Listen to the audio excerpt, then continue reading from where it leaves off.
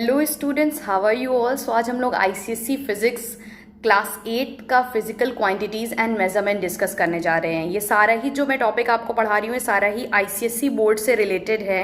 Mostly topic मैं इसमें discuss करने का ट्राई करूँगी और जितना हो सकेगा उतना बेसिक से ही टॉपिक को पिक करूँगी कि जितना ईजिली आप लोग उसको समझ सको। तो आज हम लोग बात करेंगे determination of density of an irregular solid.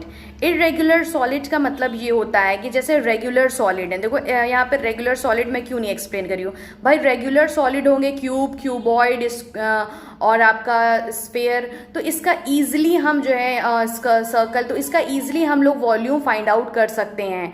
Formulas होते हैं, फॉर्मूला के थ्रू हम लोग फाइंड आउट कर सकते हैं। लेकिन जब इर्रेगुलर सॉलिड होगा तो हम लोग इसकी वॉल्यूम कैसे फाइंड आउट करेंगे। क्यों वॉल्यूम फाइंड आउट करना है भाई? डेंसिटी में दो ही क्वांटिटीज की ज़रूरत होती है। पहली होती है मास एंड दूसरी होती है वॉल्यूम। मास तो हम लोग इजीली बीम बैलेंस के थ्रू फाइंड आउट कर सकते हैं, बट वॉल्यूम कैसे फाइंड आउट करेंगे? बीम बैलेंस के थ्रू तो वॉल्यूम फाइंड आउट होगा ही नहीं।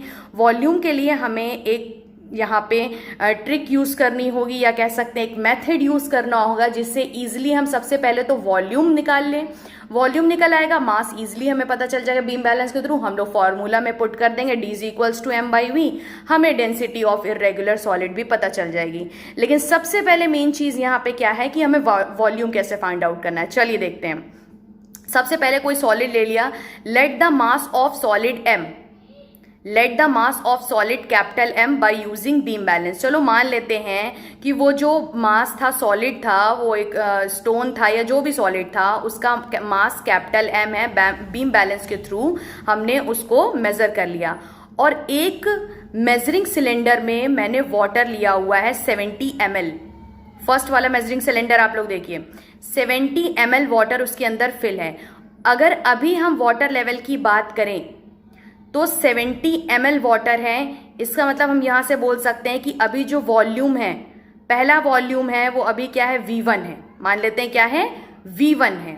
70 ml नहीं कहते हैं, अभी कह देते हैं कि ये जो इसका वाटर का वॉल्यूम है वो क्या है, V1 है। अब हम क्या करते हैं कि उस सॉलिड को एक थ्रेड से बांध करके, एक थ्रेड से टाई करके उसके अंदर, उस वाटर के मेजरिंग सिलेंडर के अंदर डाल देते हैं। तो जैसे ही हम सॉलिड को अंदर वाटर के डिप करते हैं, डंक करते हैं, डालते हैं, तो वो वाटर का लेवल थोड़ा सा बढ़ जाता है। भाई अगर ये सीधी सी बात समझिए कि कोई पत्थर या कुछ भी, कोई भी स्टोन, कोई भी सॉलिड हम वाटर में डालेंगे तो वाटर का लेवल थोड़ा सा बढ़ जाएगा।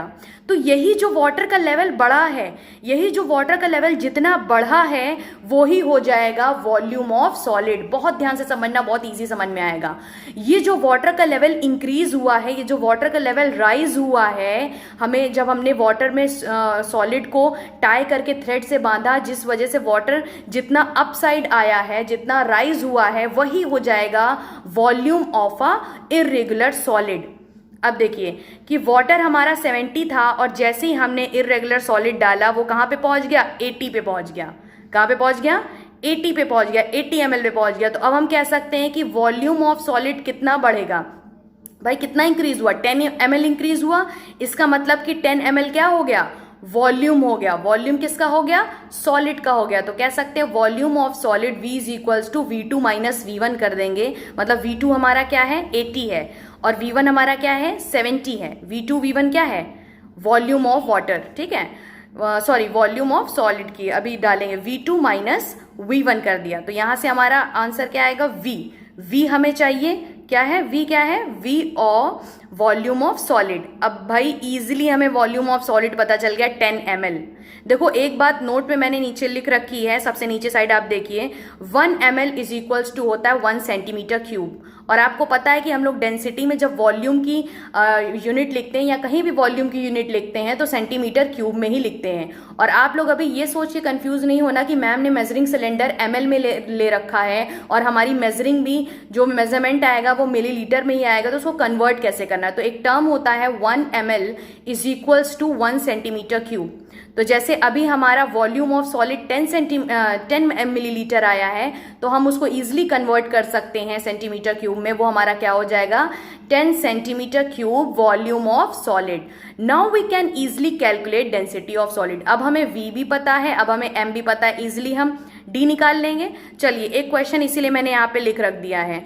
If M is equals to 78 gram, if M is equals to 78 gram, जो हम लोगों ने इरेगुलर सॉलिड को बीम बैलेंस से मेजर किया था वो 78 ग्राम था, और V हम लोगों ने फाइंड आउट कर लिया एक बहुत डिफरेंट तरीके से, वो क्या है 10 सेंटीमीटर क्यूब। अब हम लोग D is equals to M by V के फॉर्मूले में इसको अगर पुट करते हैं तो आंसर क्या आएगा, 7.8 ग्राम पर सेंटीमीटर क्यूब। आंसर क्या आएगा, 7.8 ग्राम पर सेंटीमीटर क्यूब। आई होप कि ये टर्म बिल्कुल अच्छे से समझ में आ गई होगी।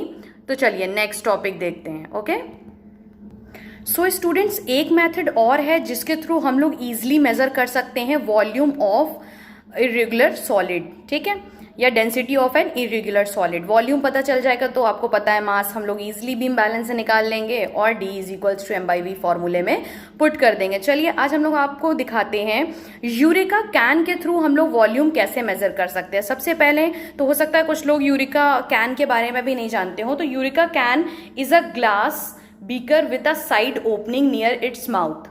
आप देख रहे हो कि साइड से ओपन इसका माउथ होता है, जिसको हम लोग बोलते हैं स्पाउट। एक ग्लास बीकर होता है ये। The beaker can contain a volume liquid up to spout, any excess of liquid overflow through the spout. अगर कोई भी लिक्विड एक्सेस हुआ इसके लेवल से, तो ये क्या करता है, यूरिका कैन जो उसका साइड से माउथ ओपन होता है, जिसको हम लोग स्पाउट बोलते हैं, स्पाउट के थ्रू ये सारा लिक्विड बाहर कर देता है। अब देखो यहाँ से बहुत ध्यान से समझने वाली बात है, बहुत ईजिली समझ में आएगा। फर्स्ट फिगर आप लोग देख रहे हो, वाटर का लेवल फ्लो नहीं कर रहा है जब तक हमने उसमें एक लिमिट तक वाटर को फिल करके रखा हुआ है। सेकेंड वाले में हम लोगों ने वाटर ऐड नहीं किया है, इवन क्या किया है कि थ्रेड से टाई करके उस सॉलिड को वाटर में डंक कर दिया है। जैसे ही हमने डंक किया तो वाटर का लेवल क्या होगा, राइज होगा, इंक्रीज होगा, और जब वाटर का लेवल इंक्रीज होगा तो वो यूरिका कैन के लेवल से एक्सेस हो जाएगा। और आपको मैंने अभी बताया कि जब भी वाटर का लेवल एक्सेस होता है यूरिका कैन में, तो वो स्पाउट से एक्सेस लिक्विड को क्या कर देता है, बाहर कर देता है। इसका मतलब कि जितना डिस्प्लेसमेंट होगा वाटर का, जितना वाटर राइज किया, वो सारा का सारा हमारा, अगर हमने साइड में आप देख रहे हो फिगर में, तो मैंने एक मेजरिंग सिलेंडर रखा हुआ है, वो सारा का सारा वाटर किस में चला गया, मेजरिंग सिलेंडर में चला गया। एक्सेस वाटर ही क्या होता है, हम लोगों ने अभी डिस्कस किया, एक्सेस वाटर ही मतलब जितना वाटर राइज किया है वही वॉल्यूम ऑफ सॉलिड होगा। और जब वही वाटर हमारा उस मेजरिंग सिलेंडर में आ गया, तो इसका मतलब जितना लिक्विड हमारा मेजरिंग सिलेंडर में आया है वही हमारे सॉलिड का क्या था, वॉल्यूम था। बात समझ में आई कि नहीं आई भाई? हमने एक सॉलिड डाला, एक्सप्लेन कर रही हूँ फिर से, बहुत ध्यान से समझिएगा। हमने सॉलिड उसके अंदर डंक किया तो हमारा वाटर लेवल इंक्रीज हुआ। आपको पता है कि इंक्रीज होगा तो स्पाउट से वो सारा ट्रांसफर हो जाएगा सेकेंड वेसल में, जो कि मैंने एक मेजरिंग सिलेंडर रखी हुई है। जितना भी एक्सेस होता है वही हमारा वॉल्यूम ऑफ सॉलिड होता है।